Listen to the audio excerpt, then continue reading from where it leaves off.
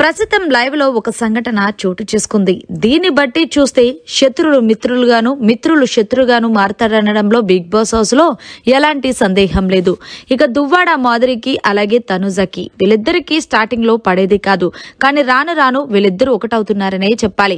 ముఖ్యంగా భరణి వెళ్లిపోయిన తర్వాత దువ్వాడ మాధురి ఏదో తల్లి పొజిషన్ తీసుకుంది తనుజ విషయంలో.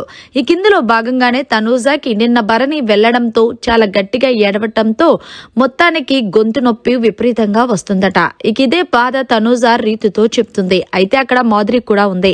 వెంటనే మాధురి కిచెన్ లోకి వెళ్లి అల్లం టీ చేసుకొని వచ్చి వెంటనే తనకిచ్చింది రీతుకు కూడా తాగమని. అయితే ఇక వెంటనే తనుజ నువ్వు కూడా తాగొచ్చు కదా, గొంతు నొప్పి వస్తుంది కదా అని రీతు అడిగింది. అయితే తనుజ అంది, అబ్బా నేను తాగను అంటే వెంటనే దువ్వాడ మాధురి నువ్వు కూడా తాగబ్బా, పెయిన్ రిలీఫ్ ఉంటుంది అని అంటూ మొత్తానికి అయితే దువ్వాడ మాధురి తనుజకి ఇచ్చింది ఆ అల్లం టీ.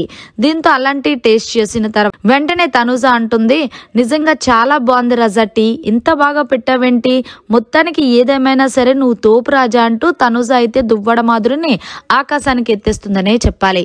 ఇక ఇందులో భాగంగానే రీతు అయితే గనక నువ్వేదో చెడ్డదానం అనుకున్నావు అబ్బా, నువ్వు చాలా మంచిదానివి అంటూ రీతు చెప్పుకొచ్చింది.